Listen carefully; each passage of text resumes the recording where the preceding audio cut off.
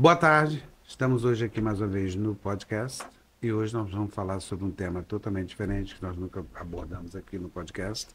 E eu estou super feliz que eu já bati um papo assim maravilhoso e já tive esse. Praticamente eu me tornei um doutor hoje. Só que o doutor que eu quero falar hoje, sobre o doutor que eu quero falar hoje, no caso, é o doutor Thales, que está aqui com a gente. Apresento a vocês, doutor Thales, fale um pouco sobre você. Sinta-se à vontade. Muito bom participar de podcast, qualquer tipo de informação, de meio de informação para chegar nas pessoas. Né? Uhum. Ainda mais aqui na região, na nossa cidade, que é bem especial essa cidade para mim. Foi um lugar que, pouco depois que eu formei, já comecei a atuar. Até hoje não tenho interesse em sair. É uma cidade que tem um carinho especial. Penso em morar aqui no futuro, né? Estou planejando, mas é um prazer estar aqui e poder falar para esse público que isso é uma mesa especial. Obrigado. Eu gostaria de aproveitar porque o seu nome é bem conhecido em Quissamã. Tanto que antes de você chegar aqui nós estávamos falando, conheço ou não conheço? Porque o seu nome ele é bem, como que eu digo, não vou dizer divulgado, conhecido mesmo, entendeu? Doutor Thales. Você trabalha na unidade Eu trabalho na fala um unidade pouco de sobre Caxias, né? de Na unidade de Caxias. Caxias. Nossa, Aham. é uma unidade, a segunda maior unidade de saúde em número de pacientes atendidos no município. É parte das pessoas me conhecerem que é isso. E eu atendi também na linha de frente do Covid, lá no centro de triagem respiratória. Naquele que fizeram no lado de cá ou naquele do hospital? Não, mais para frente. Mais para Hospital. frente. Na Depois do unidade, CAPS, acho que foi na perto do unidade do CAPS. Carmo. Carro, unidade do sei. Carmo. Lá Eu cheguei lá ajudei na também. coordenação lá durante um ano. Então eu atendi um ano e depois eu fiquei na coordenação um ano, praticamente todo dia lá. Então acho que parte das pessoas me conhecerem vem também disso. Né? Eu atendo uma comunidade muito grande e atendi a população inteira. Eu acho que foi lá que eu fui, que eu acho que foi lá que É, você me pode ser, entendeu. pode ser. Que você pediu que eu voltasse. Geralmente eu pedi para as pessoas retornarem, dependendo Porque dos aquela fica. sintomas, alguns Exatamente, que dias, você né? via, eu acho que foi isso que aconteceu. Um, Acho que dois foi dias lá assim, depois. doutor Thales. Doutor Thales, todas assim, essas perguntas são feitas, mas a gente vai não tentar prolongar, mas fala um pouquinho o que te fez decidir pela medicina. Depois a gente vai falar um pouquinho, que você já me disse que você também é psiquiatra, tá?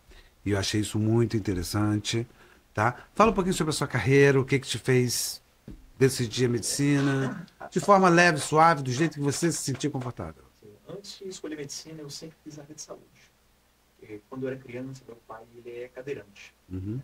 E meu pai ele tinha uma série de limitações com relação ao fato dele ser cadeirante. E ele fez uma reciclagem no Sara Kubitschek, um hospital de Minas Gerais, lá em BH. E ali eu tive a oportunidade de ver o resultado. A gente não fica junto, mas a gente vai ali nos últimos dias e acompanha o que houve de evolução. E lá eu percebi assim, junto com a equipe de fisioterapia, enfermagem médica, meu pai tinha uma série de limitações, ele conseguiu ferramentas para sair dessa limitação, né? Conseguir virar a cadeira para subir um obstáculo, né? Conseguir fazer manobras, estratégias para entrar, sair do carro, dirigir com um pouco mais de facilidade. Então ali eu percebi que a área de saúde era uma área que me interessava muito. Uhum. Depois disso, na minha juventude, quando eu era adolescente, eu perdi a visão praticamente dos dois olhos. Total. Não, eu tive muita Nossa. limitação de um olho, praticamente não enxergava nada, a não ser que tivesse menos de um palmo já muito próximo de um olho, e o outro enxerga muito mal. Isso me atrapalhou muito na escola, não tinha lente corretiva que resolveu o problema. E, assim, não me deram muita esperança para uma solução, a não ser o transplante de córnea. Eu consegui o transplante quando eu tinha 19 anos, já estava Os dois olhos? num olho. Um olho só. Na faculdade de enfermagem. E assim, eu vi a ação do médico mudando minha vida drasticamente. Aí, que importante. Melhor, né? Uhum. E a partir daí eu consegui estudar de forma mais efetiva, porque eu não lembrava como era bom você assistir a explicação do professor, porque eu nem tentava mais. Uhum. E depois eu fiz uma cirurgia no olho, que acabou por corrigir praticamente 100%, junto com a lente corretiva. Né? Com a lente corretiva, hoje você já não tem esse problema no eu outro olho? dirijo, consigo estudar, fazer minhas atividades sem limitação da parte visual. Então, basicamente, se eu entendi correto, a vida ela foi te colocando nessa posição do benefício Da saúde. Exato, isso é foi mostrado muito. desde cedo, né? E na faculdade de enfermagem, eu consolidei assim, é isso mesmo que eu quero, a área de saúde. Uhum. E no ambiente hospitalar eu percebi que a afinidade que eu tinha era maior pela atitude ali, as ações médicas, do que a ação de enfermagem. Uhum.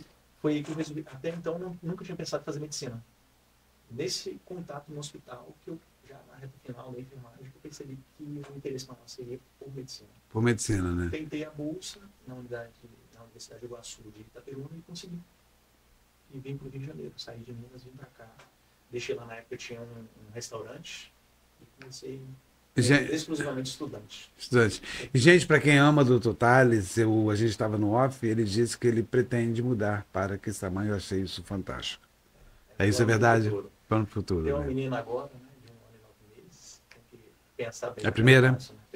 Primeira de muitos, se Deus quiser. Se minha esposa permitir também. Se tu permitir também. Deixa eu te fazer uma pergunta, e essa pergunta ela é bem particular, porque a gente fala, e como eu disse, esse podcast ele é muito solto, ok? Então, solto eu digo no sentido de perguntas. O que te dá esse prazer que você me explicou antes, quando a gente estava no off, ok? Porque você trata de um ser humano que está precisando, ok, de corrigir um problema para que tenha uma vida melhor. Duas perguntas. Uma, que tipo de prazer é esse no sentido quando você olha uma pessoa que estava com um problema seríssimo no coração, ela começou a ter um tipo de vida melhor, e o outro em seguida, se tem algum caso que te emocionou o suficiente para você dizer, esse não saiu da minha cabeça. Então, medicina de forma geral, a área de saúde, né, ela tem a possibilidade de mudar a vida das pessoas. Eu senti isso. E esse prazer em sentindo isso que me deu vontade de poder. Que é o que eu percebi, pessoas, exato. Né? E, inclusive, minha formação foi em torno disso. Cardiologia, porque é uma área que me chamou muita atenção na faculdade de medicina. E depois eu acabei fazendo psiquiatria para complementar, porque eu percebi que tinha pacientes ali em comum. Né? E também uma grande demanda aqui no bairro que eu já atuava, quando eu fiz psiquiatria eu já atuava. E, sim, fazendo a medicina com prazer e com interesse na pessoa, a tendência é que aumente esse prazer. Né? Porque acho que tem que vir de dentro, né? Eu acho que medicina é uma coisa... Quando você busca o estudo, não é por uma questão puramente técnica, né? É um interesse de ajudar mais pessoas. Especialmente, no meu ponto de vista, posso estar errado, especialmente na área da medicina, porque você vai lidar com pessoas que você não conhece. Você vai lidar com qualquer tipo de pessoa, porque eu acho que você olha para a vida e não a pessoa. É assim que funciona. Eu tento olhar mais a pessoa. Se a gente olhar para a vida, a gente acaba julgando. No sentido do estilo de vida? Estilo de vida. Tudo. A gente, como médico, a gente tem um papel de oferecer as ferramentas que a pessoa precisa. Né? Muitas vezes a pessoa não reflete sobre um hábito, né? Um mau hábito que ela tem, ou não valoriza tanto um hábito positivo. Então, a pessoa desvirtua do hábito que ela está tentando levar bem, porque ela não entendeu o impacto que isso tem na saúde. Então, e a cerejinha do bolo é um remédio que a gente acaba usando, né, se necessário. Então, já pensava ao contrário. Eu pensava que era mais aquela coisa do juramento, de que é uma vida e etc. Que é claro que isso procede, porém você...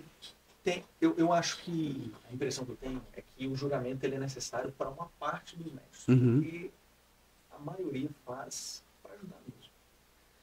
Os médicos, pelo menos que eu convivo, eles fazem por prazer de ajudar. Tanto que não é raro você ouvir. Que essa satisfação que eu te perguntei de você ver que... tem lugares que a gente trabalha que fica 8 meses, 9 meses, 1 ano sem pagar. Eu estou num lugar que é comum ficar esse prazo aí, né? Mais de 6 meses, 7 meses, 8 meses sem pagamento. Se fosse por dinheiro, eu já tinha procurado outra oportunidade. Mas a oportunidade que eu tenho nesse lugar de ajudar as pessoas com a cardiologia, que é meu ponto central, é maior. É interessante a gente não valorizar só o recurso, né, financeiro, não valorizar só também o interesse de estruturar seu nome, nada mais. Pelas pessoas mesmo. Pelas pessoas. No geral. E por causa da sua simpatia, entendeu? Eu gostaria, e pelo seu interesse, porque eu venho lutando muito para levar esse podcast a um nível de ajuda mesmo humanitária. Tá? A gente não está visando só a visualização. Gostaria de perguntar se você teria interesse, tá? E tempo, ok? Então, a gente está sempre fazendo isso com o intuito de educar as pessoas como a gente está fazendo agora, que é um papo super legal, é você falando como que as pessoas precisam disso, como que atuam, se fosse só pelo dinheiro não estaria, entendeu? Você aceitaria a gente tentar fazer isso? A gente pode estruturar. A questão do tempo é um problema. Até Uhum. o final do ano, pelo menos, é um problema. Eu estou num processo de capacitação, renovação, que eu estou Uhum. envolvido até o final do ano. Mas Porque eu fiquei empolgado. A gente vai conversar depois, que a gente pode tentar gravar em horário diferente e soltando para eu fazer Sim, sim. essa parte de saúde contigo. Eu gosto de educação e saúde. Acho que a ferramenta para você tratar uma população de 25 habitantes com 20, 30 médicos, Uhum. você tem que ter educação e saúde. Só o atendimento individual não dá conta. Não dá conta, Não né? dá conta. A gente tenta fazer atividades educativas na unidade, no centro de especialidade, mas nas redes sociais. Mas atingir as pessoas como elas têm que ser atingidas, tem que ter mais ferramentas. E no seu ponto, exatamente, já que você fala sobre ferramentas, no seu ponto de vista, como você também falou sobre ansiedade, etc., e o estilo de vida que a pessoa vive hoje, eu digo, em comum no mundo inteiro, a ansiedade eu acho que está coisa de 70%, não sei se estatística é isso, A seria estatística no Brasil é meio assustadora. assustadora. É mais Né? de 50, outros falam em 70. Eu já ouvi falar em 70, 60. exatamente. Mas a gente está falando de uma ansiedade patológica. Porque sofrer de ansiedade, né, sofrer por ansiedade, eu acho que é um grupo quase 90% da população. Então, quando você fala patológico, eu entendo, eu no caso entendo, mas você poderia explicar para as pessoas quando é a diferença entre patológica e simplesmente aquela ansiedade que todos nós, na Natural, verdade, somos natural. ansiosos, não é isso? A ansiedade Mas- todo mundo tem e é muito bem-vindo em momentos específicos. E até ajuda, né? Em certos É momentos. necessário para a gente mover. Eu tenho uma entrevista de emprego para fazer amanhã. Qual o cuidado que eu tenho que ter? Que empresa é essa? Deixa eu estudar um pouco. Quais são os valores? Que tipo de funcionário ele emprega? Tem meu perfil? Não tem? Essa ansiedade de buscar informação, buscar conhecimento para essa entrevista em si, muito bem-vindo. Poxa, eu fui diagnosticado com um problema sério de saúde. E agora eu tenho que tomar essas medicações, tenho que fazer esses exames. Essa angústia, essa ansiedade de buscar o tratamento, de buscar os exames, é necessário, vai ser muito útil. Agora, a partir do momento que eu tenho uma ansiedade, uma preocupação que não me gera movimento positivo, ou seja, minha ansiedade não gera nenhum benefício e me traz sofrimento, Começa a atrapalhar o seu de dia a forma dia, persistente, contínua, durante meses, aí já é patológico. aí a gente está falando de algo patológico. Aham. Não tem benefício nenhum para a saúde. Causa sofrimento e é persistente por longo prazo. Aham. A gente já pode suspeitar fortemente. E já que nós estamos falando desse lado na parte de psiquiatria, você consegue, no caso, não digo você como pessoa, eu digo geral, que você explicou daquela que é saudável, necessária, e aquela que já é patológica. Quando ela chega a ser patológica, é possível reverter, ok? Para essa que você falou, ou quando a pessoa já tem a patologia, já fica bem mais difícil voltar para aquela necessidade de ter a ansiedade. A ansiedade patológica, ela é uma disfunção do sistema neuroquímico cerebral. Uhum. A gente pode reensinar o cérebro, né, ou ensinar, se a pessoa sempre for ansiosa, a trabalhar de forma correta. O cérebro ele tem vias naturais dele. E a pessoa que tem ansiedade, e acaba progredindo muitas vezes para a depressão, inclusive são problemas que andam muito juntos, se ela não trata o pensamento dela, não usa essas vias cerebrais de forma adequada, ela sempre é enviesada para reclamar da vida, sempre é enviesada para achar o lado negativo das coisas. Ela está ensinando o cérebro a trabalhar errado, ela não vê todas as possibilidades. Isso leva à depressão? Isso leva à ansiedade e à depressão. Depressão, né? Então, existe o tratamento psicológico, né, um tratamento com um psicólogo, que ele vai ensinar o cérebro a ver outras vias, e às vezes essas vias elas estão tão danificadas, as vias positivas, boas, ou contra Você desvia nesse sentido, do jeito que eu estou entendendo? Neurológicas, entendi. Então, a pessoa não consegue, se apresenta as possibilidades, não. Com certeza não vai dar certo, isso aqui vai dar errado. Uhum. A pessoa consegue ver o lado negativo das coisas, que não consegue pensar todas as possibilidades, nem com a ajuda do psicólogo, a gente está diante de uma situação que muito provavelmente não vai precisar de medicamento. O medicamento oferecer a química necessária para o cérebro trabalhar de forma natural. Então, é isso que eu entendo. Eu gostaria de perguntar, já que a gente está na parte de psiquiatria aqui, porque eu sempre achei isso, eu não sei se pensar assim é correto. Mas no caso do medicamento, ele é para complementar aquilo que o cérebro não consegue fazer sozinho? A pergunta foi feita certa? Deu para entender? Vou tentar explicar de acordo com o que eu entendi da pergunta. O cérebro, ele tem a quantidade necessária, mas às vezes ele libera neurotransmissores, só que recapta muito rápido. Uhum. E outras vezes ele tem uma dificuldade de produzir. Pode ser uma coisa ou outra. Né? Por isso que o problema ele é neuroquímico, ele não é só psicológico. Se fosse psicológico, o psicólogo resolveria 100% dos problemas. Uhum. Pode ter um dano neuroquímico, a pessoa precisa, ou está liberando um pouco de neurotransmissor. Vamos estimular a produzir mais, ou pelo menos não recaptar isso que está ali. Então, a principal linha de tratamento para a ansiedade e depressão inibidores da recaptação de serotonina. Ele evita que seja recaptada a serotonina que está fazendo um trabalho positivo ali no cérebro. Uhum. Recaptado no sentido que você disse porque o neurotransmissor está aqui. A cabeça dele joga o neurotransmissor para a fenda, que faz comunicação com o outro, e depois ele recapta. Entendi. Se a gente conseguir fazer esse neurotransmissor liberar e ficar ali mais tempo trabalhando, melhor para o paciente. Lógico, dentro é muito interessante, muito interessante. De um padrão saudável. Porque ele produz ao mesmo tempo, é como se estivesse criando um dano a si próprio, ele, né, no caso. Eu solto, mas pego rápido demais, não deixo deixar funcionar. Não deixa agir de forma adequada. Uhum. E tem um limiar satisfatório. Tanto que o remédio, se usar doses muito altas, o paciente começa a ficar intoxicado do remédio. Ele começa a sentir mal-estar, enjoo, tonteira, cabeça aérea, sonolência. Então tem o limiar de tratamento. Uhum. Dosagem certa. A cada etapa da vida da pessoa isso pode mudar. E aproveitando isso, já que a gente está falando de medicamentos, desculpe te cortar, qual a importância? Porque eu vejo pessoas que elas não, como que eu digo? Eu sou uma delas. Eu não respeito muito o horário, porque eu entendo, isso são coisas que me incomodam muito na minha vida. Eu entendo que o remédio, quando ele entra no seu sistema, ele tem um tempo de duração, tá? E ele, vamos supor, remédio quando se toma de 8 horas. É porque quando chega às 8 horas, me corrija se eu estiver errado, o efeito dele está acabando e o outro entra para continuar aquele efeito. Por que muitas pessoas elas não levam a sério uma coisa que eu sou uma dessas pessoas, uma coisa que no meu ponto de vista é super importante, especialmente pelo que você falou de manter um nível de equilíbrio adequado, né? Satisfatório. A medicação, todo medicamento tem o que a gente chama de meia-vida. Uhum. Depois de um determinado ponto, ele cai o nível dele pela metade. Metade da dose circulante no sangue cai. O próprio sistema faz isso. O próprio sistema faz isso. Ele quebra o medicamento pela metade da dose. Isso chama meia-vida. Então, tem medicamentos que têm meia-vida de 6 horas, tem que tomar de 6 em 6. Eu tenho de 4 horas, tem que tomar de 4 em 4. Eu tenho de 12 em 12, eu tenho de 24. Uhum. Então, por isso que a gente define o medicamento. Esse aqui vai tomar uma vez ao dia. Ou então você vai usar uma dosezinha ali, que ele dura 48 horas, mas quando ele estiver ali na meia-vida dele, eu já dou outro. Então dá para você usar até 2 vezes. Que já compensa. 4 vezes por semana, em vez de ser diário.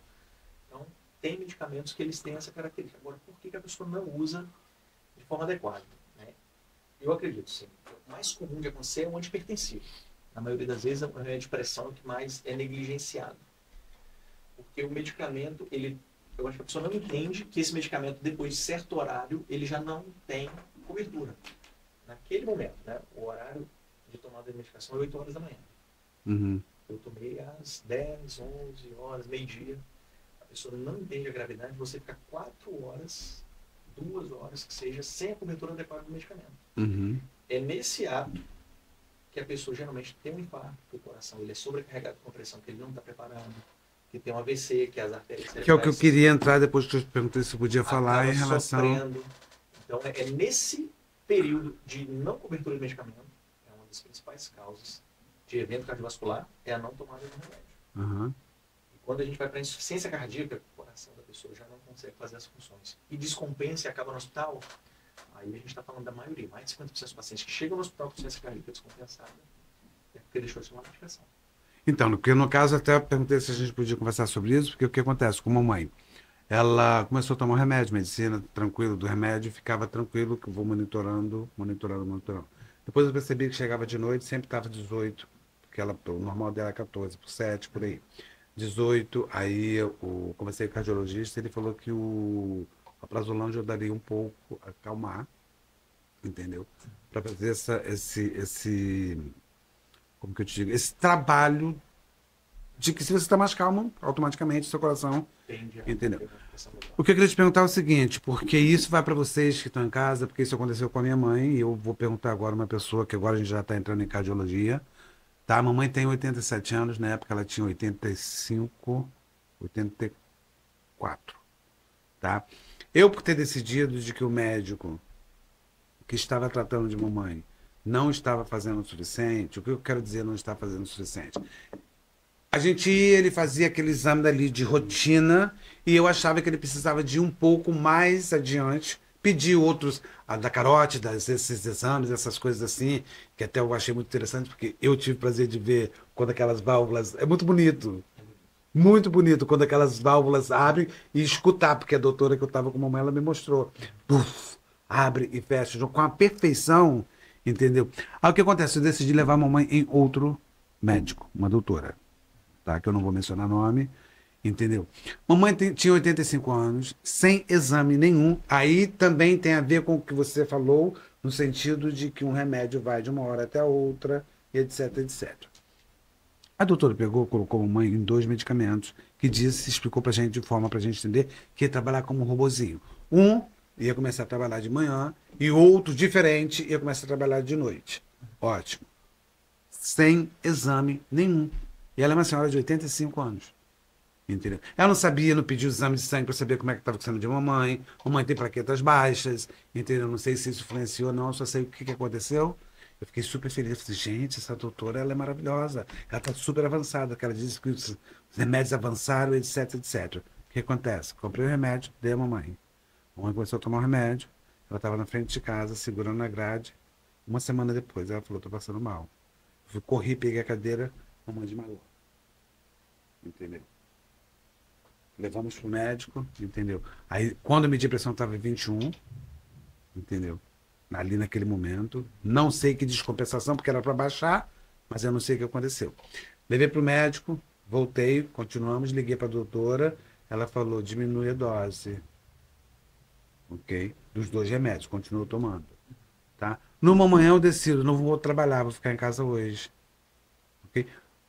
Simplesmente esse medicamento fez com que mamãe, tá, desmaiasse não é desmaiar. Simplesmente a mamãe estava na beira da pia, Apagou. apagou. Apagou totalmente, cortou, entendeu? A cabeça e estava praticamente morta. E foi comprovado que o outro médico disse que foi desse remédio que não era apropriado para a mamãe, para a idade dela. O que você pode me dizer no sentido, a pessoa ela deve fazer um exame antes, quando você não conhece o paciente, antes de trocar remédio ou o que for? Porque ela fez tudo do nada, tipo assim, vamos, bum, toma no Tales, é isso que você vai passar a tomar hoje. É, a pergunta é difícil, até porque assim, você não conhece o caso. Mas eu vou Uhum, falar de forma mais abrangente. Né? O médico, ele tem que atuar de acordo com as informações que ele tem disponível. uhum, E ver o que é necessário ele adicionar de informação para ele. O médico não deveria pedir nenhum exame que não fosse necessário para possivelmente mudar a conduta em seu paciente. Se eu identifico que um paciente é de muito alto risco, o paciente já infartou, por exemplo, ele não tem queixa neurológica, eu não devo pedir um exame, por exemplo, do Doppler de carótida, se eu não quiser algo desse exame. entendi. Então, eu vou pedir um exame que vai me mostrar lá, ó, tem aterosclerose, né, tem placa de gordura na carótida. Mas eu sei que ele já tem placa de gordura na coronária. Ele já infartou. Então, se não é uma informação que vai mudar nada no tratamento. Sei. Vai adicionar custo para o tratamento desse paciente e pode gerar sofrimento, né, desconforto. E imagina a sua situação. Ah, doutor, está com uma alteração lá na carótida. 50% de obstrução, você não vai fazer nada? E não tem que fazer. Olha a angústia que gera nessa família, nesse paciente, de saber que tem uma placa de gordura ali. É que a doutora Rosângela, que já é outra doutora, ela disse, Cecília, fica tranquila porque não atrapalha o fluxo de sangue. Ela é muito direta nisso. Então, mas esse esclarecimento, se não for bem feito, Uhum. e no momento certo, né, o médico vai lá e define, o paciente pega o exame e olha até a consulta médica, o sofrimento do transtorno pode criar nessa família. Uhum. O médico deve pedir o exame quando houver uma necessidade pontual. O que eu quero com esse exame? Dito isso, a gente avalia outras possibilidades. Poderia ter pedido mais exames? Poderia. O principal fator de risco para o paciente desenvolver uma arritmia, que é Uhum. essa perda de consciência súbita, geralmente por arritmia. O coração perdeu o compasso ali por alguns instantes. Faltou fluxo sanguíneo cerebral, o paciente apaga. Apaga de verdade mesmo. Não é diferente de você ficar meio tonto de. Desconecta. É igual você, não sei quem já praticou algum tipo de luta, de jiu-jitsu, quando você pega e sufoca uma pessoa, do nada ela apaga. É a mesma coisa. Parou o fluxo sanguíneo cerebral, a pessoa deleta. E acorda no chão. Foi, tava cortada, pensei que ela tivesse cai sem morrido. defesa. Sem defesa nenhuma. Cai mesmo como. Ela caiu como se fosse um pedaço de pau qualquer. Não foi nem se segurando, nem Cai sem nada. defesa. O principal fator de risco para arritmias cardíacas é a idade. Uhum. Quanto mais idoso, maior a chance de acontecer. Por isso que requer mais cuidado em alguns medicamentos. Uhum. O medicamento que previne a arritmia, ele aumenta a chance de ter outro tipo de arritmia. Todo medicamento tem um contraponto, né? Tem o lado bom e o lado ruim. Depende da dose, depende do paciente, se tem indicação, não tem. Agora, saber a indicação deste medicamento em si para este paciente é muito Isso. individualizado. É individualizado. Na Agora, pergunta, sem querer criticar nenhum tipo de amigo seu de trabalho, porque eu não estou falando o nome, você acha que ela deveria ter pedido? Porque ela não pediu exames nenhum. Ela simplesmente mudou o remédio de um para o outro, sem. Então, vamos lá. Todos os medicamentos que a gente usa hoje na medicina, eles são indicados pelos conselhos médicos através de diretrizes, né? Tem o Conselho Federal de Medicina que dita algumas regras, algumas normas, mas tem, por exemplo, Sociedade Brasileira de Cardiologia, Sociedade de Psiquiatria.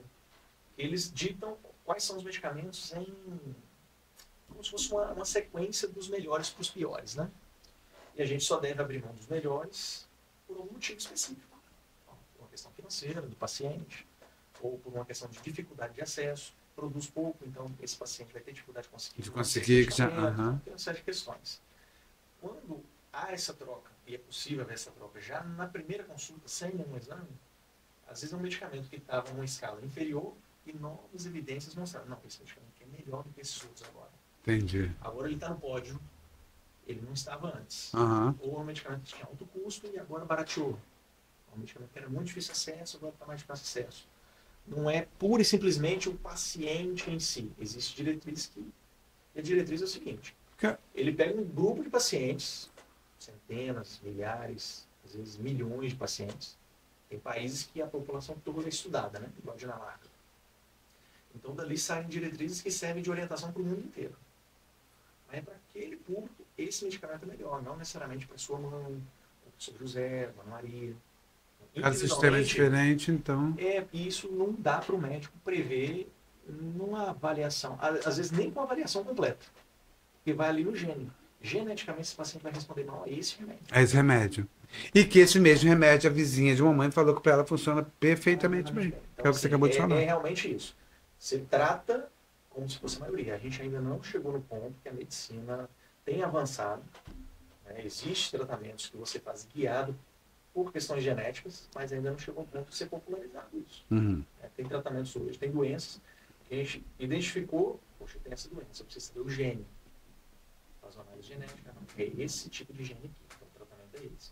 Opa, não, é outro Interessante, tipo de né? gene, Quer dizer, já primeiro vai lá no fundo, vai lá na raiz, é isso? É uma medicina mais individualizada. Ah. Não é a realidade geral hoje no país. É muito difícil a gente conseguir isso.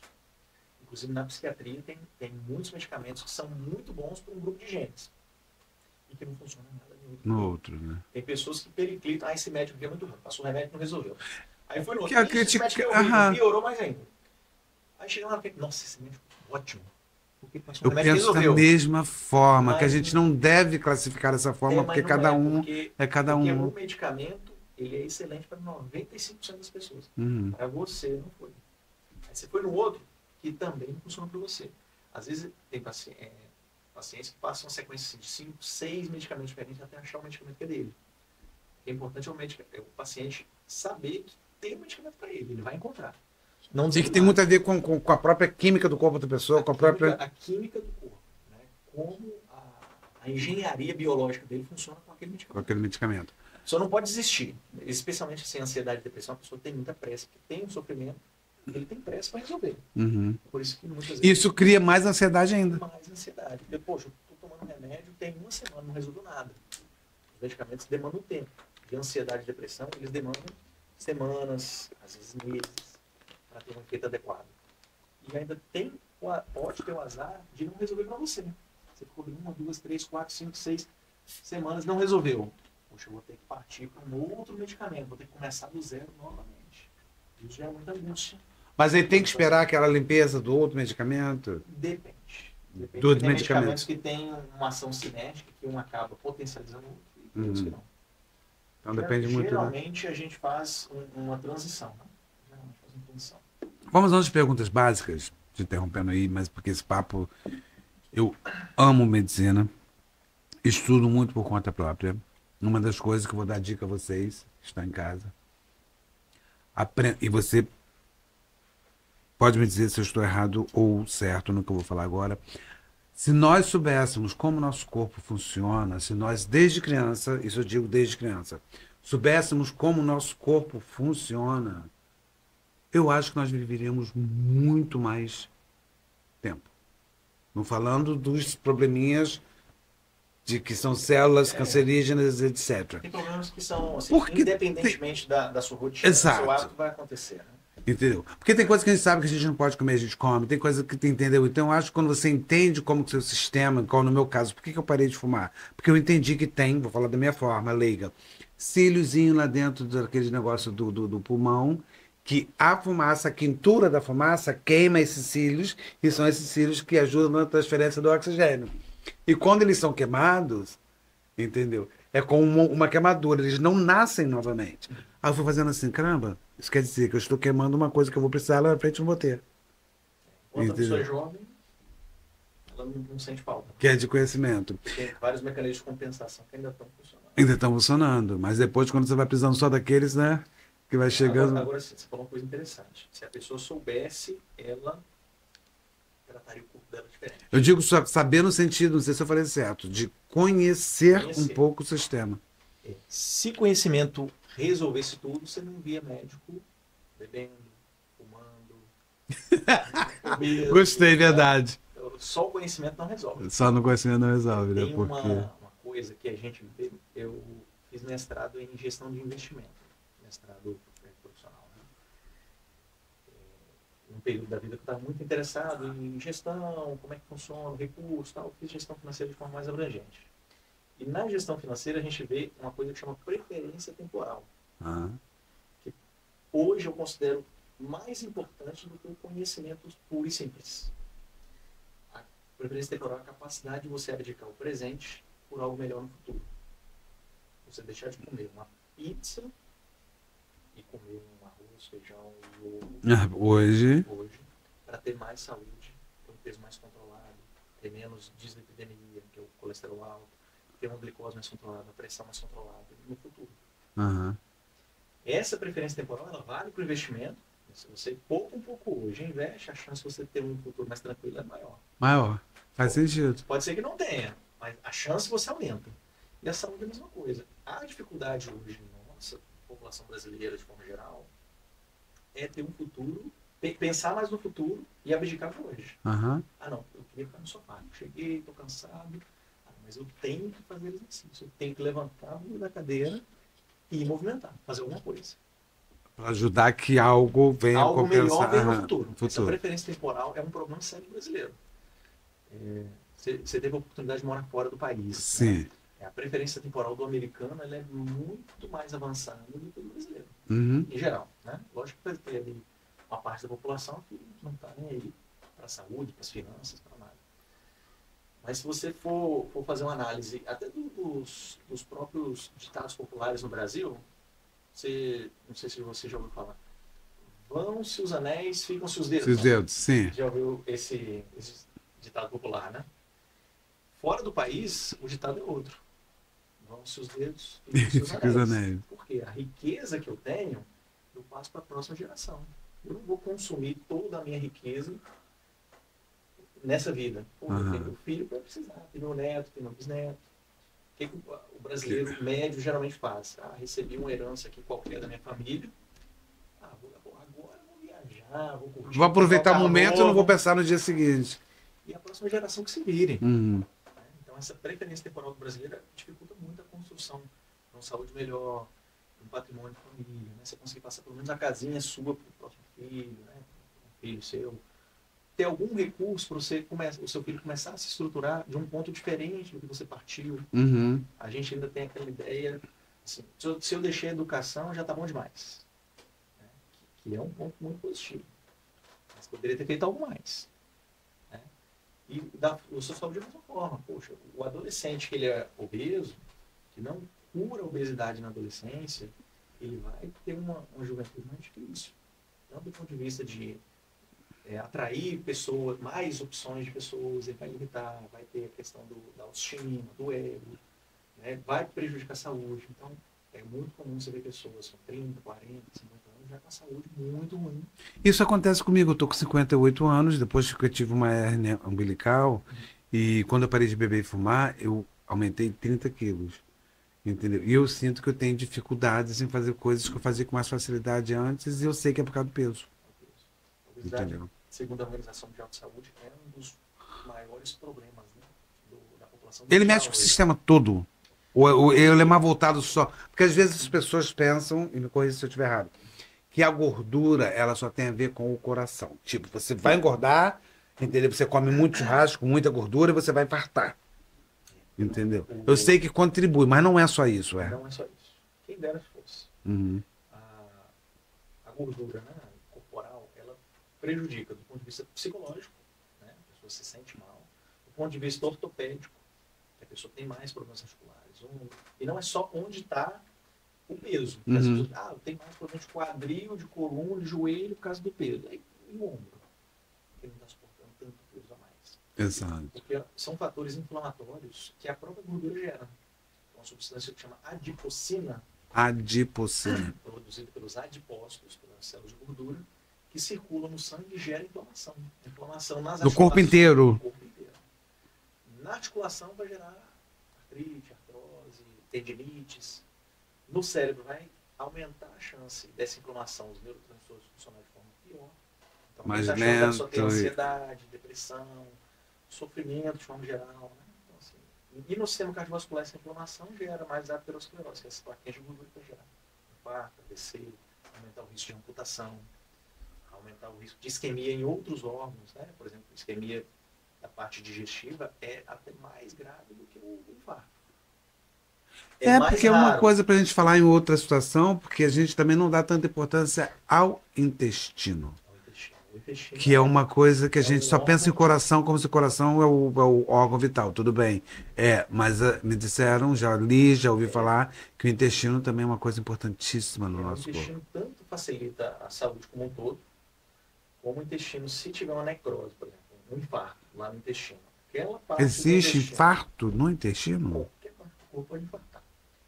O infarto a gente associa o infarto porque a gente miocárdio. Quando é o coração. Por isso que dá-se o nome miocárdio. Olha que legal. Isso. A gente chama de infarto, o infarto do miocárdio. Mas pode ter infarto. Quando é o coração. Isso. Você pode ter um infarto ali nas artérias, a ponta das artérias que irriga a retina e a pessoa perde a visão. Agora que coisa interessante. Gente, olha, vou ser sincero. Para minha surpresa, porque toda vez que a gente ouve falar em infarto, você pensa o quê? Coração. Muito interessante isso que você acabou de falar. Quando é no cérebro, a gente chama de AVC. De AVC. Cerebral ou no encéfalo, encefálico. No intestino tem uma gravidade que não é só aquela lesão do problema. As bactérias que estão no intestino, elas translocam, elas passam para a corrente sanguínea e geram infecções gravíssimas. E é uma causa de óbito, assim, muito dramática. E isso pode. Não tem muito o que fazer. Isso pode mexer com a pressão, com a pressão sanguínea, com a hipertensão do intestino. O intestino, o desconforto abdominal, por causa de um trânsito intestinal lento, é mais dificultado, ingere pouca água, pouca fibra, né? Ingere pouca fruta, verdura, legume, se alimenta de forma espaçada, sem muita orientação, quando come, abusa demais da alimentação, com muita fritura, né? Carne gorda. Isso pode gerar uma alteração na parte digestiva que repercute no corpo. Esse desconforto pode aumentar a pressão. Entendi. Essa oscilação na E não seria psicológico? Não seria psicológico. Seria físico mesmo. É físico mesmo, um desconforto, uma sobrecarga do organismo. Doutor Tales, isso é muito importante. Eu vou fazer umas perguntas rapidinhas aqui agora, só de curiosidade, ok? Quais são os sintomas, que é o que a gente acabou de falar, porque sempre essa pergunta é feita. E como nós falamos antes, que no caso a ansiedade pode ter esses sintomas, como que a gente consegue diferenciar no caso? Quais são os sintomas de um infarto? No caso, nesse sentido, estou falando do que a gente Do coração, né? do coração, ok? Que todo mundo precisa reconhecer rapidamente. Tipo, porque pessoas falam, estou sentindo dor no braço esquerdo, estou sentindo no braço esquerdo. Às vezes fala, estou com dor no peito, mas é só gás, etc, etc, etc. Existe ou não algum sinal mais avançado que vai te dizer assim, doutor Tales, corra agora para o hospital? Ou isso não existe? Existe e não deveria existir essa concepção. Uhum. Existe na medicina aquela dor que a gente chama de típica, a dor característica do infarto. A dor Uhum. característica é uma dor torácica, Como um todo peito, ou no só peito, uma fisgada assim? no peito. Uma dor no Total. peito em compressão, como se tivesse alguém sentado em cima do seu peito. Aquela dificuldade, aquele desconforto, ou em queimação, Uhum. que pode irradiar. Pode irradiar para a barriga, pode irradiar para o braço, pode irradiar para o outro, pode irradiar para a mandíbula. Né? Às vezes a pessoa infarta, sente um desconforto e um desconforto na mandíbula.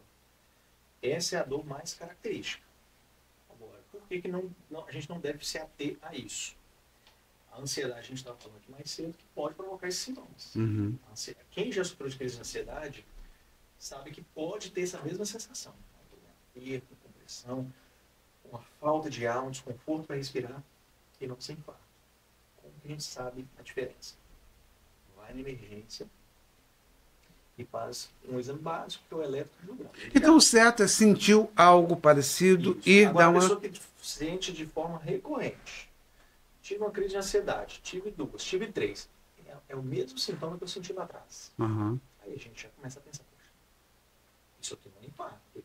Das outras 2 ou 3 vezes, a gente investigou e não tinha uma relação. A pessoa tem que se conhecer. Mas tanto o sintoma característico, ele não necessariamente é infarto, mas deve-se procurar ajuda, como o infarto ele pode acontecer sem os sintomas característicos.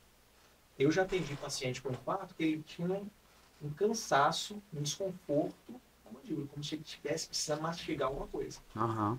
Um cansaço na mandíbula. Era a única coisa que ele sentia, estava infartando. Tem paciente E não que sentia sente- dor, não sentia nada. Não sentia dor. Tem paciente que sentia um desconforto nas costas, algo esquisito nas costas. Tem uma pessoa muito próxima, a avó da minha esposa, que eu estava coincidentemente na casa dela, no dia que ela infartou, que ela sentiu só um desconforto gástrico. Acordei, achei estranho que ela já estava acordada, ela acordou um pouquinho mais tarde do que a gente, e ela falou que estava com desconforto. Uma vontadezinha de vomitar, acho que comeu alguma coisa que fez mal, mas o que você comeu? Nada que possa ser feito mal. Tem todos os fatores de risco. Aí entra a questão do indivíduo. O paciente tem diabetes, tem hipertensão, né, obesidade, Alimentação... história de tabagismo. A alimentação é muito boa.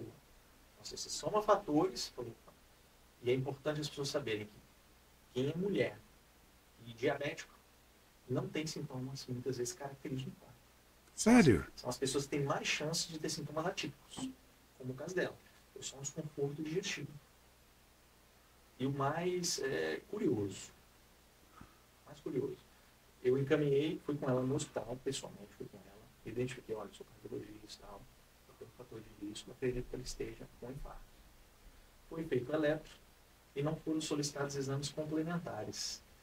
Para você ver que o eletro nem sempre ele fecha o Diagnóstico, né? O eletro dela era praticamente normal.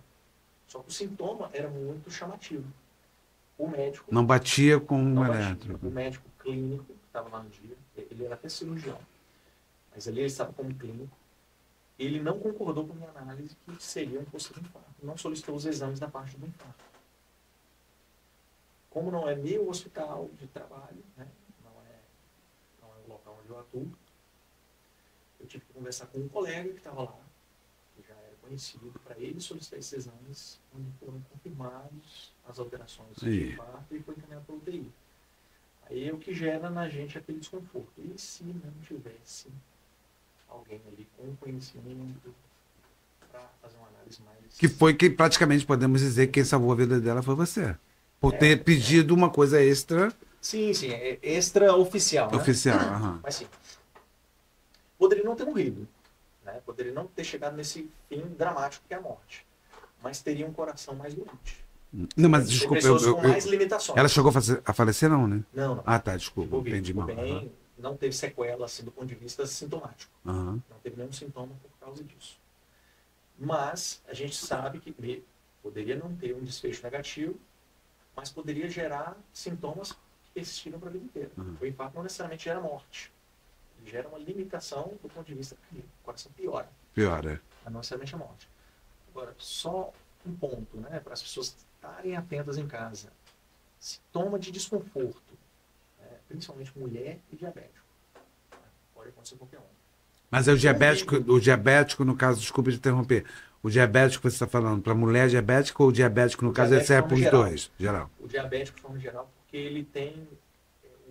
Você já deve ter ouvido falar que o diabético ele vai perdendo sensibilidade, mão, pé.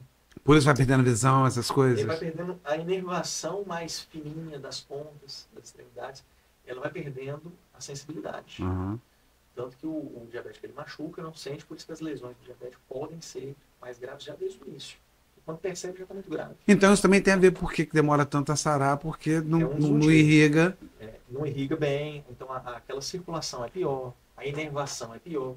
Ele meio que vai machucando também a lesão, sem perceber. Ele perde a sensibilidade. Isso é no corpo inteiro. Então a inervação cardíaca, esses pequenos raminhos cardíacos, que daria uma sensação típica, ele já morreu. Já não funciona mais. Então, ele não Se não te vai dar o sinal. Isso faz muito sentido, exatamente. É importante estar atento. Todo desconforto, fora do habitual. Toda vez que eu como, eu sinto empachamento, dor. Não é infarto. Está recorrendo àquele mesmo sintoma. Agora, um sintoma novo, diferente, desconfortável, persistente. A gente põe como ponto de corte 20 minutos. Você começou a sentir um desconforto, um mal-estar. Está persistindo. 20 minutos. Especialmente se o paciente tem fatores de risco. Fatores de risco é diabetes, hipertensão, obesidade, sedentarismo, tabagismo. Você tem fatores de risco. Começou a sentir desconforto. Às vezes tem uma história familiar. Né? Pai, mãe já infartou, especialmente jovem. Minha mãe infartou de 40, 50 anos. Você soma esses fatores, vai somando ponto para a pessoa pensar em infarto. Vai sentir o desconforto do umbigo até o nariz, que alguns cardiologistas eles colocam como esse desconforto seria como uma dor que sobe ou... Desconforto. Pode ser dor, o que for, enjoo, né, a sensação de ânsia de vômito, né?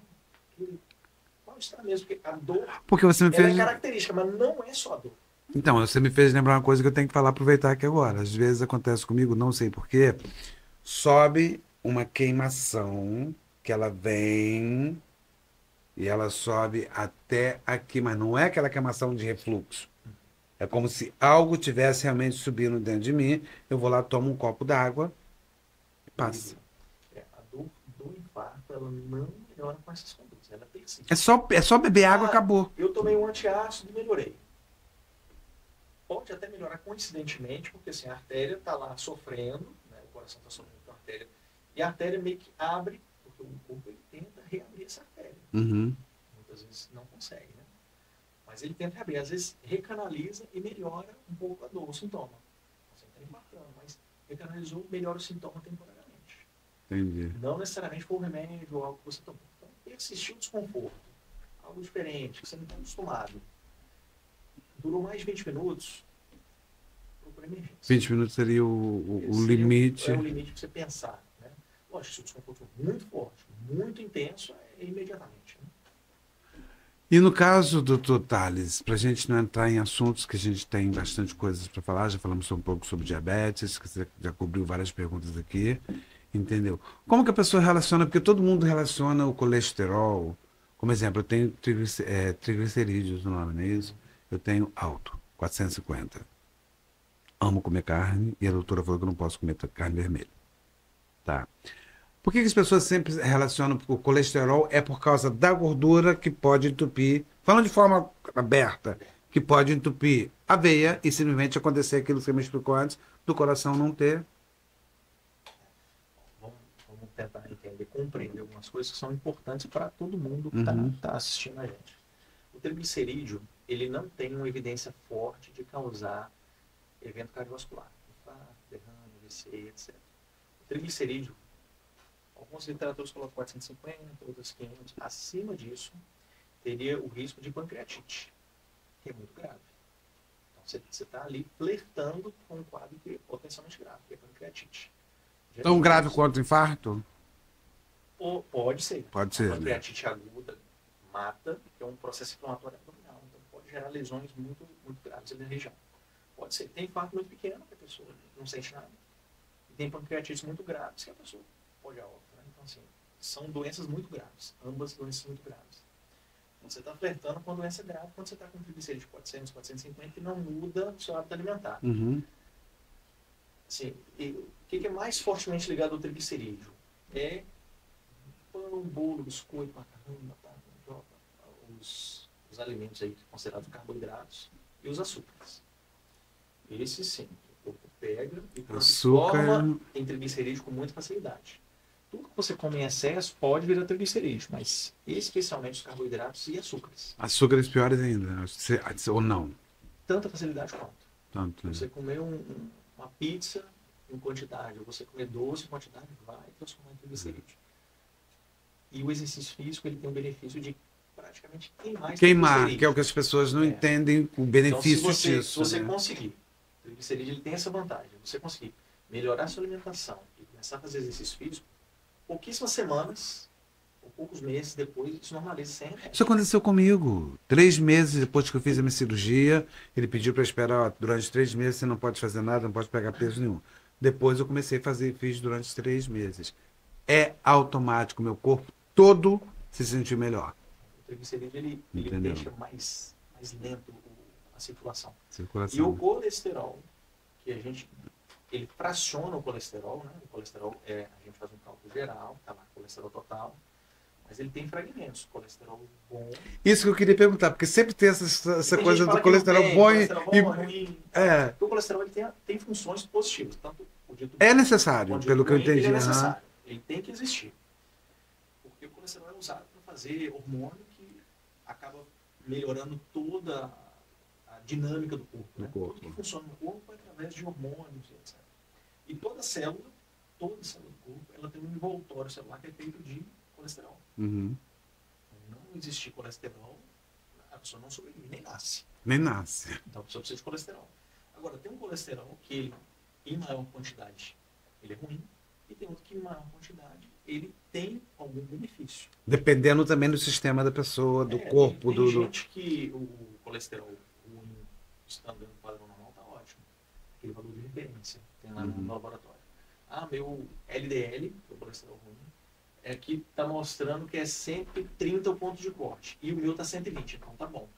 Às vezes realmente pode estar em você. Mas tem pacientes que a gente tem um ponto de corte desse mesmo LDL, para você 120, 130 tá bom, o outro vai ter que ser 50. Essa é a importância do médico, que nem sempre você olhando ali, tá dentro do esquema, então tá legal, né? Tá dentro do padrão. É um erro que, inclusive, muitos médicos cometem. Uhum. Tá? Não é um erro do leigo, é um erro geral. Porque o cálculo tem que ser individualizado. Às vezes o médico não pega a calculadora e faz. O que é 120 para fulano pode ser... A meta é 120 diferente. Para cada pra... paciente é diferente. Se a gente fizer um cálculo da gente que está aqui, o meu vai ter uma meta, o seu vai ser outro, talvez o dele seja outro. Tá? Então, cada pessoa vai ter uma meta diferente. Às vezes o médico ele não pega a calculadora e calcula, porque ele já tem como base algumas doenças. Por exemplo, paciente que é hipertenso diabético, junto, ele já é alto risco. Eu não preciso calcular. Então a meta dele já é diferente.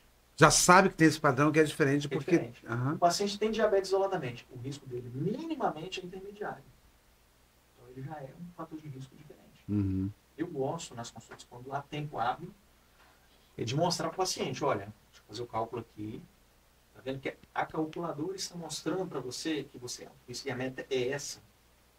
E sem remédio você não consegue, ou sem mudar hábito de vida você não consegue, só o remédio sozinho não vai fazer esse trabalho.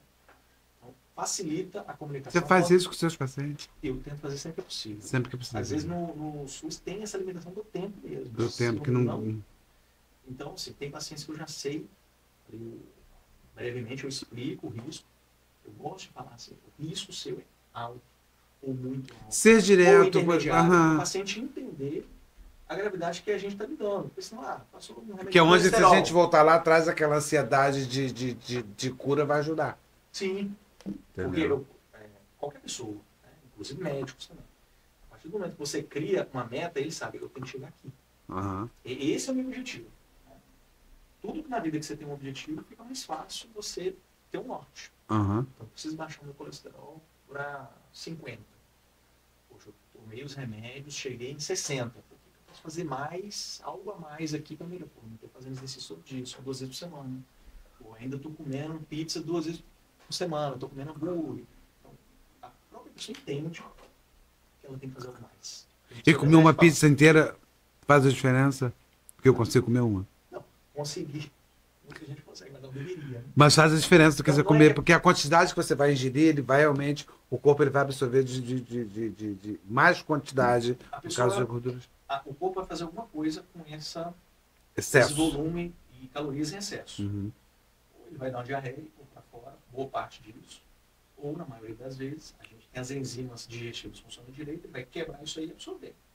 Isso vai virar Transformar alguma coisa. gordura gordura. mesmo, tecido adiposo, ou pode aumentar o colesterol, o triglicerídeo.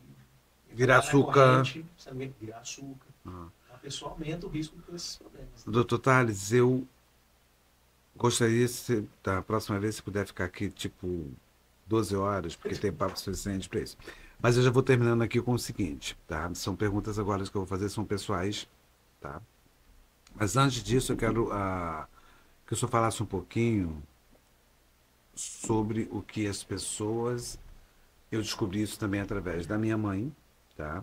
Que as pessoas não valorizam ou desconhecem, eu acho isso de suma importância.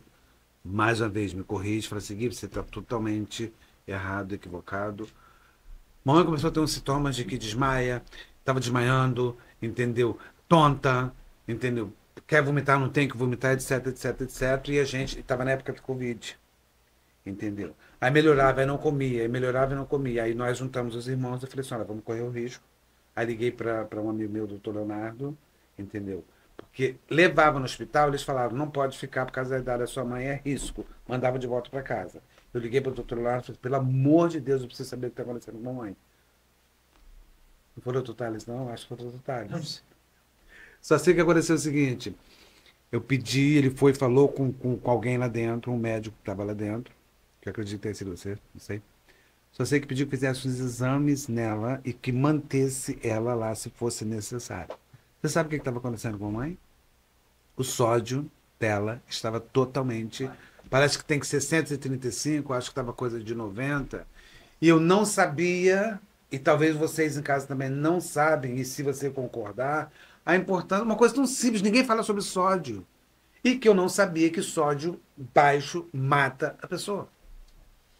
Antes existia... Ela ficou 5 dias internada, repondo, porque tem que ser lento, e saiu de lá nova. O sódio, ele é muito importante. Inclusive, qualquer pessoa normal que está aí na rua fazendo suas atividades, chega em 90, ela perde a consciência. Ela estava chegando, ela estava desmaiando. Não tem como sustentar o nível de consciência com sódio muito baixo. Então isso é Ela importantíssimo, provavelmente né? foi se adaptando. Por isso que ela conseguiu sustentar até 90. Não, mas ela já não estava, Acordada. na hora que nós fomos levar para o carro, ela já não estava conseguindo mais caminhar e desnorteada, sem saber onde que era a porta, sem saber, desorientada totalmente. A paciente parece assim, está caminhando para morrer a qualquer momento. Exatamente. É Eu essa. acho que ela teria morrido se nós não tivéssemos corrido esse risco de interná-la para repor. Eu não sabia que tinha que repor lentamente.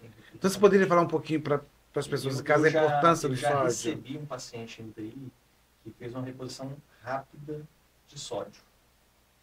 E tem uma área do cérebro que, se ela recebe sódio em grande velocidade, ela acaba absorvendo muito volume, ela puxa muito volume muito rápido. Diretamente para o cérebro, ao invés de distribuir? É uma região pequena do cérebro, mas que passam ali estruturas muito importantes. Então ela incha e esmaga estruturas que oxigenam o cérebro. E oferece fluxo sanguíneo para o cérebro e a pessoa desconecta do... Ela não consegue mais conectar com essa realidade. Seria Uma tipo parte um do cérebro semicoma. Ela está lúcida, mas ela não consegue comunicação adequada. Olha só.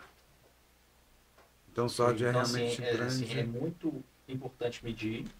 Caso Então, assim, por isso que eu exista estou uma perguntando, porque as suspeita, né? pessoas geralmente elas não pensam assim, vou fazer um exame qualquer simplesmente para saber como é que. Foi nesse O ponto que eu sódio, para quem queria. está vivendo a vida normal, talvez não tenha grande utilidade. Uhum. Mas começou a apresentar esses sintomas, né? De enjoo, mal-estar, desânimo, fraqueza, declínio clínico. O paciente vem piorando e não E acha ela a foi causa. assim, e não sabia o que era.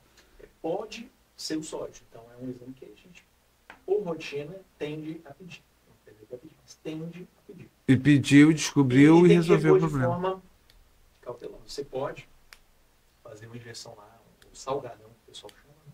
Fazer uma quantidade grande de sódio e subir rápido. Mas O dela risco- ficou 5 dias o risco colocando é muito através grande. daquele aparelhinho, que eu não sei como é que é, foi pouco a pouco, Você ficou vai 5 colocando dias. aos poucos. Aos né? poucos. Aos poucos. Se for rápido, eu tive a infelicidade de receber um paciente com esse tipo de lesão neurológica Por causa do sódio. administrado rápido. Você acha que isso foi um erro ou foi para a tentativa de salvar? Não é um erro. Erro mesmo, né? Não Porque tem- sabe-se que deve ser tem que ser administrado lento. Tem que ser lentamente. lento.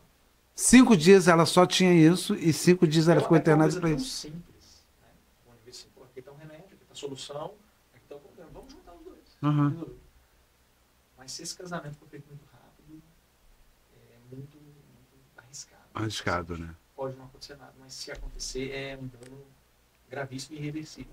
Danifica, né? E agora vamos diretamente ao Dr. Tales, que é uma pergunta que eu quero fazer. Como que o senhor se sente? Essa pergunta é de curiosidade minha. Talvez alguém em casa tenha curiosidade, porque é muito interessante. Porque nós olhamos para um médico como se fosse uma pessoa específica, especial. E não deixa de ser por causa do conhecimento. Deu para entender? É especial, porque tem um conhecimento extra. Mas também é uma pessoa comum, como qualquer outra, quando se fala físico, cérebro, entendeu? Psicologicamente falando, psiquiatricamente falando. Como que o senhor se sente? A pergunta é legal. E se quiser responder, como que o senhor se sente perante tudo isso? Sendo médico, como que você vê o seu corpo? Eu digo assim no sentido, tudo isso que você me explicou, você está falando em relação a pacientes, etc, etc. Quando você olha para o espelho e fala assim, eu sou médico, você está rindo, É né? o que a gente Eu falo, eu sou médico, como é que eu estou? Eu acho isso muito interessante perguntar. a gente tava falando, né? Você se vê Que diferente? tem médico que sabe o que precisa ser feito e não faz. Uhum. Praticamente tudo que eu indico nos meus pacientes de forma saudável, eu tento aplicar na minha vida. Ah, que importante, que legal. E com equilíbrio, tá? Não é que eu não como a pizza, não como hambúrguer, mas eu tento restringir o máximo possível para não virar um hábito. Uhum.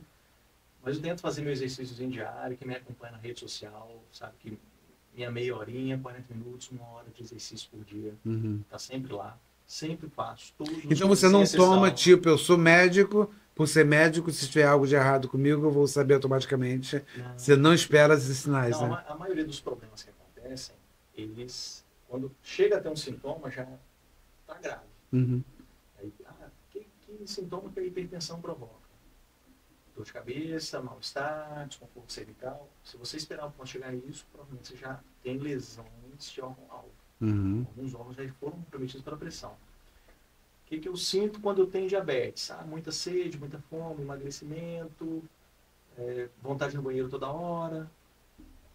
Esses sintomas, eles já são de um diabetes avançado. Uhum. Eu tenho muita dor nas pernas, desconforto, queimação, tal. Se for relacionado, por exemplo, triglicéridos e colesterol, essa alteração já lesou alguns órgãos. Às vezes até de forma irreversível. Então, a gente Então, não deve basicamente, esperar o sintoma. entendi. O sintoma- Basicamente, a gente acha assim que, o que eu entendi agora que eu achei importante, a gente acha que, primeiro, que o sintoma é um sinal primário, ele não é. O sintoma, ele já é geralmente já indica algo que que estava. estava Essas doenças crônicas, né? Uhum. Por exemplo, o tabagista ele fuma 20, 30, 40 anos. Quando ele começa a sentir falta de ar, ele já perdeu 70, 80, às vezes 90% da capacidade pulmonar. Então, que foi no meu caso que eu achei, olha só como é que é interessante. Para quem estiver assistindo em casa, não faça isso porque é muito ruim. Eu parei de fumar, não quis ir no médico, porque eu achava que eu estava totalmente brocado por dentro. Porque a gente ouve falar essas coisas Não todas. quero nem saber o tamanho do estrago. Né? Não quero nem saber o tamanho do estrago. Aí tomei coragem, fui, entendeu? e não tem estrago nenhum. Pode ser que venha um câncer no futuro, porque a gente devemos ser realistas, etc. Mas foi bom, porque se eu tivesse já com esse meio estrago ou esse estrago total, ainda teria condições de, pelo menos, sobreviver um pouquinho mais. Nesse Então, caso, eu fiz, tomei especialmente no coragem. cigarro, você perde lá 70%, 80% da capacidade pulmonar. Só que a gente pode compensar isso de outras formas. Você pode melhorar aquela capacidade do pulmão que já existe. Com exercício físico, muitas vezes quando está muito debilitado com reabilitação. A gente consegue pegar esses 20% que sobraram e melhorar a capacidade deles. Fazer eles funcionarem. Assim como tem gente que funciona com o pulmão só, né? Sim. E a última pergunta, mas eu gostaria de fazer várias outras, porque isso aqui foi fantástico. Nós cobrimos várias coisas. E agora é pessoal. O que você sente quando você está em uma situação, tá, de que você vê um paciente, que você entende do assunto, tá, você sabe o que está acontecendo, e você tenta de tudo para salvar aquela vida, e você sabe do problema. Foi igual quando você falou, não, se for colocar sódio demais, vai estragar aquilo dali. Qual o sentimento, se não quiser responder também, não precisa, que é uma pergunta muito pessoal, qual o sentimento que você sabe que você poderia ter feito, você tem o conhecimento para fazer algo, mas já não se pode fazer mais nada, você tem que deixar partir? Se não quiser responder, se for muito profundo, eu não... Uma das decisões mais difíceis da medicina. Né? A gente respeita muito a vontade do paciente. A vontade da família, quando o paciente não pode responder por si. Né? Teve um episódio, um pouco mais de um mês atrás, que foi o desfecho de uma sequência de meses, né? O paciente negligenciando propositalmente a saúde, porque já não queria mais viver. Então, assim, é mais difícil do que aquele paciente terminal que a gente entende assim, não há nada mais que ser feito. Na teoria, a gente tem que ter uma comissão para a gente tomar esse tipo de decisão, né? O médico, o enfermeiro, o psicólogo, junto com a família, e decidir ali, olha, não vamos mais reanimar. Na prática, a gente acaba tentando até o última gota. Reanimei, o paciente não voltou. Isso vem de dentro, você sente que é uma obrigação? Eu trabalho em UTI, já tem quase 9 anos. UTI cardíaca. Aquela UTI onde o paciente está aqui conversando com você, você vira de costas, o paciente para, o paciente morre. Você tem que tentar reanimar. E a gente consegue reanimar com mais frequência que outras UTIs. Então, até por expertise mesmo. O problema que a gente sabe que é específico, vamos tentar corrigir isso aqui. Diferente da UTI geral, o paciente tem ali um pancreatite, por exemplo, que a gente citou, e outro com infecção generalizada, com os pacientes muito distintos. Né? Nesse ambiente, a gente se habitua a tentar tudo que é possível. Todas as vias, tudo que... Todas as vias. Eu tenho uma dificuldade extrema de desistir do paciente. Do ponto de vista até assim, pessoal, é um desconforto que eu sinto. Mesmo sabendo que aquele paciente ali já seria muito difícil investir. Você quer tentar até o final para... Isso é muito bom. Não sei se chega a ser tão bom. Eu acho... Amplia o sofrimento da família, amplia do paciente, né? Mas eu acho que a sua satisfação aumenta no sentido de que eu fiz tudo que pude. A gente tem um paciente aqui em Samanta, que eu atendi lá em Campos. Ele foi um paciente meu lá. Eu recebi ele no pós-operatório. O paciente chegou a ficar gravíssimo, praticamente desenganado. E algumas investidas, né? O paciente está bem hoje. Está bem. Inclusive, atendi no consultório também. Tem 3 semanas. Então, é raro. Mas quando acontece, é algo bem impactante. Né? Impactante, né? O paciente que estava à beira da morte ali, conversando, batendo papo, tocando a vida dele, brigando com a mulher, xingando o filho, falando mal. É bom. Né? Você vê que entrou na normalidade, né? Tem o lado bom e o lado ruim da vida. Né? Porque eu aprendi agora que eu nunca tinha batido um papo diretamente a esse nível com um doutor em medicina. E eu descobri, eu queria concluir que eu acho que é uma coisa muito bonita. É uma coisa muito elaborada. É um conhecimento rico, porque tem a ver com vida. Manter o ser humano vivo. E uma pergunta que eu esqueci, que é só para ficar aqui para gente, que a gente já vai terminar, que como a gente está tentando fazer isso aqui para as pessoas em casa, Quais são os problemas de saúde mais comuns que você observa nos pacientes em Quissamã? Isso aqui já é para a gente só fechar, se é que existe. Pegar geral, Uhum, quais são as doenças mais comuns no município? Hipertensão, diabetes uhum. e obesidade chamam muita atenção. Esses três. Isso do ponto de vista geral. O que me chama atenção com relação a outros, comparando com outros locais, é o alcoolismo, Uhum, que aqui chama bastante atenção. Diversos fatores, né? Como a questão cultural, questão de falta de outras atrações, outras questões atrativas. Por exemplo, uhum. a bebida acaba sendo uma fuga, né? Para aquela realidade às vezes difícil, sofrida, e etc. E outra coisa que me chamou muita atenção quando eu vim para cá. Eu sou do norte de Minas, né?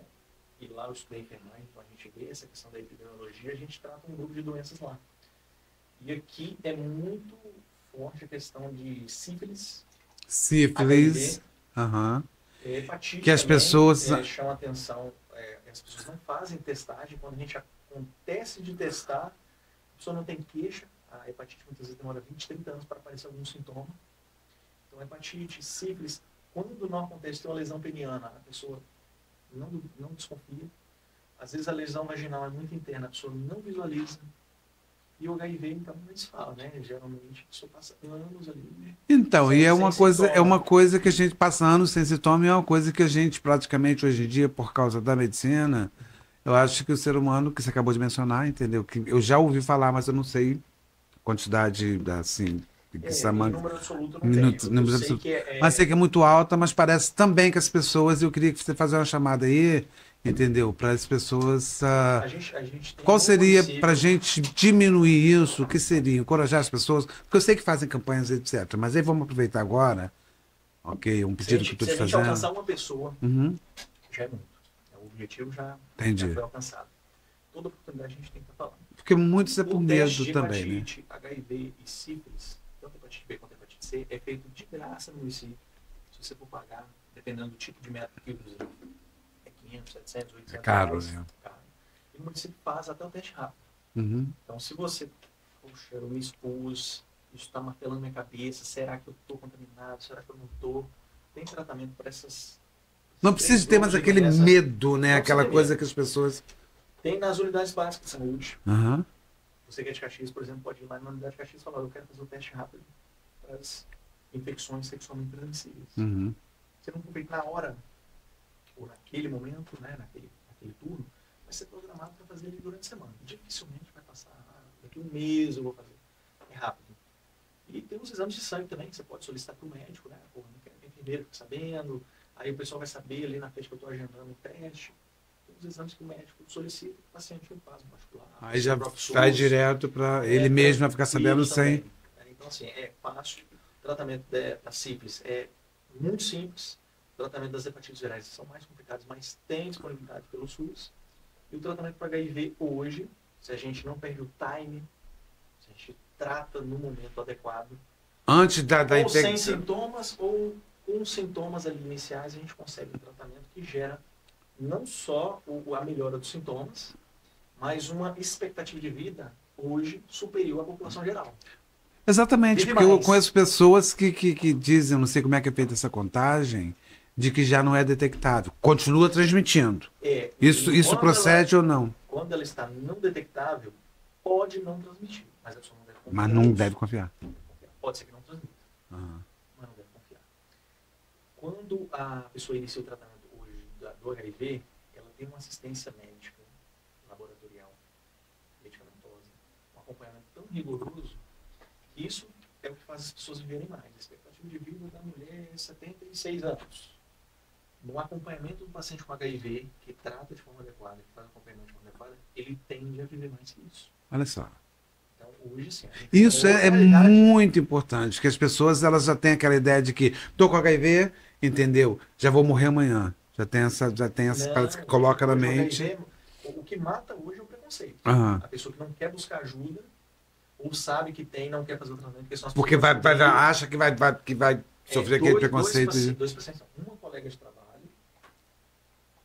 antes de ir para Quissamã, e um paciente nosso aqui faleceu de complicações do HIV por preconceito.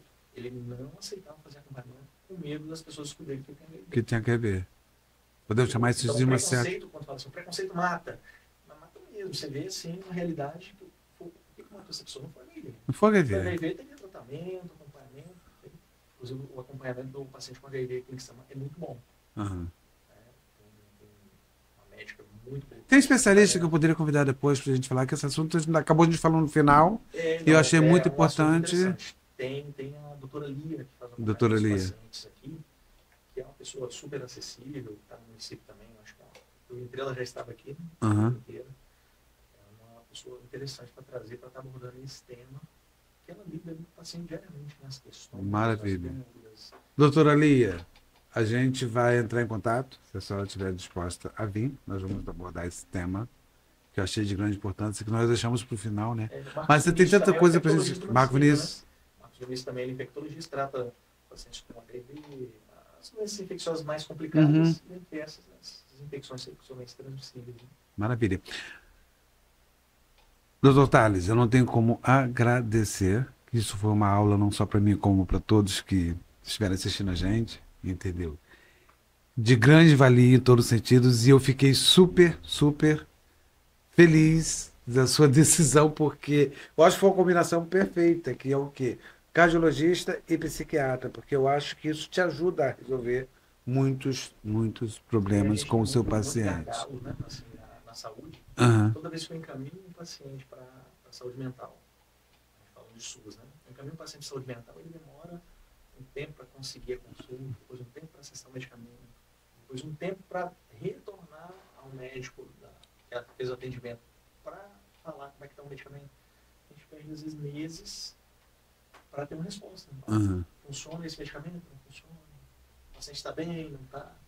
A gente entende as limitações, né? Mas aqui tem uma dificuldade no acesso também ao psicólogo, que é um profissional especialista. Às vezes a pessoa... Você está falando nesse caso as limitações, você acha que... As travas, né? Os gargalos. As travas, né? Não só aqui.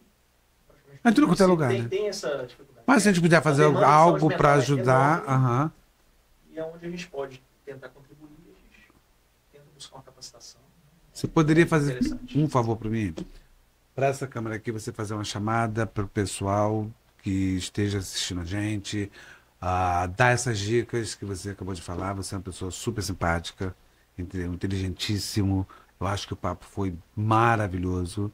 Eu gostaria que você deixasse um recado para o pessoal que está assistindo a gente. Eu deixar esse recado dos ouvintes. A gente já vem com essa vontade, né, de passar uma orientação. O mais importante, né, a orientação mais importante que a gente, médico, pode dar é tenha hábitos mais saudáveis. O mais importante para a pessoa ter saúde são hábitos saudáveis. Fazer exercício físico regular, melhorar a alimentação, não precisa ter uma transformação, não. Eu comia muita bobagem, agora eu vou comer só saudável. Não. Nossa, uma transformação, uma substituição gradual. A gente tem disponibilidade no município de nutricionistas, tanto no público quanto no particular. Fácil acesso, não é difícil conseguir essas consultas. E tentar melhorar o sono, a gente pode marcar um encontro só para falar sobre sono. Uhum. Uma das coisas que mais impactam na saúde da pessoa. Assim, eu considero, até falei aqui, valorizar muito essa preferência temporal. Preferir coisas melhores, mais saudáveis, que vão te render melhores frutos para o futuro, em detrimento de um sofrimento ou de um desconforto agora. Então, se puder deixar uma mensagem é essa. Movimente mais, tenha hábitos mais saudáveis e se esforce um pouco hoje para ter algo melhor no futuro. Que isso se resume no preventivo, né? De prevenir. Gente, nós vamos ficando por aqui. Isso foi maravilhoso. Muito obrigado por estar conosco. E foi super legal ter o Dr. Tales aqui com a gente. Muito obrigado. Um abraço para vocês. Beijo. Até mais.